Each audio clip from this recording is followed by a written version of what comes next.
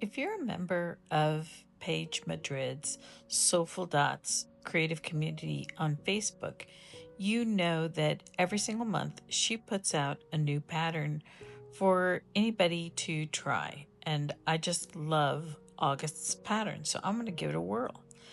The first question, though, is what size mandala am I going to paint? To answer that question, I've done a little math on the screen for you. The idea here is that if you're going to do a larger mandala, then you can't just print off the size as it appeared on the screen. You're going to have to take sections of the mandala and print them off one at a time on an 8.5 by 11 paper and then tape them together afterwards. I'll show you what I mean.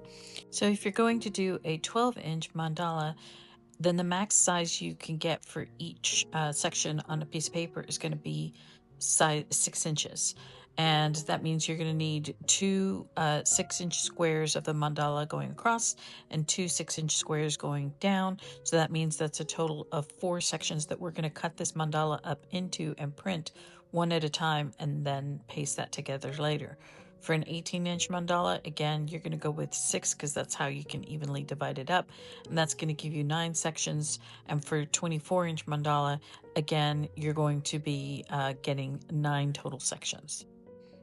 Next, I'll take my saved image and I'll open up Word, but I think you can use any text or image editor and insert the image. The first thing I'll do is I'll want to use the crop feature in order to get this down to about a quarter, because in this example, I'm going to pretend I'm going to do a 12-inch mandala. So a quarter of the image is cropped, and then the next thing I want to do is size that cropped piece back up to the 6 inches that we'll need to get a total of 12 inches when I multiply this times 2 across and then 2 going down. The other thing you'll want to do then is decide if you're going to save this or print it. In this instance, I decided to save it so I can easily use these images one more time. So I'll save the first one, and then while I stay in crop mode, I can just move this over to the next section.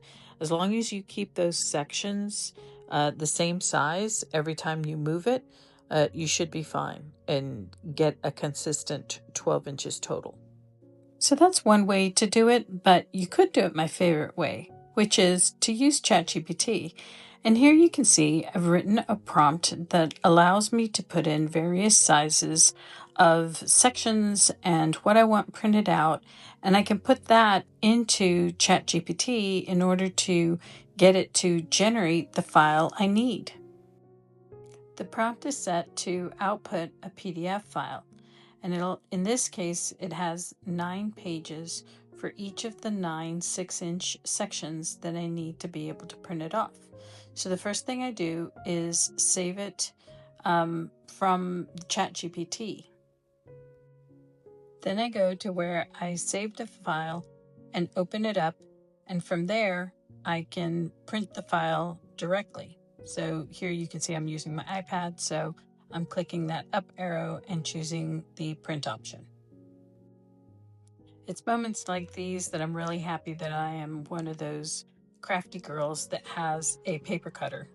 So what I did was I looked at the edges, and it looked like ChatGPT had pretty much centered the images in the middle of the page, and so I was able to just stack them all together and cut them at the 2.5-inch mark, and then 6 inches over and so forth. And I kept the pages in the order that they were listed in the PDF. So when I printed it out, I still had all the pages in the same order. So that makes it a lot easier to place them down here and not have to figure it out like a big old puzzle.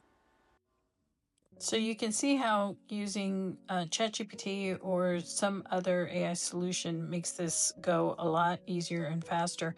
And with that specific prompt, it really gets lining up the edges really easy. And once you've got it all lined up, then you'll want to tape those edges together. I tape them together on this side, And I'll be putting together another video later to show you how I then transfer the image onto the board. Right now the board's not painted, so I need to go do that. Anyway, hope you found this useful, and if anybody's interested in the prompt that I've saved, I do have it set up so that it will use either whatever unit of measure you want to use. If you want to use inches or centimeters, you can specify, and it also specifies that if you're using inches, it'll print it out on a normal 8.5 by 11 paper, and it'll center it in the middle of that. If you choose centimeters, the prompt is set to switch it to an A4 sized paper, and it'll center it in the middle of that. You can always adjust the prompt if you need it. But if you'd like a copy of the prompt, just like this video and drop me a comment, and I'll be glad to send it to you directly. Thanks. Hope you enjoy.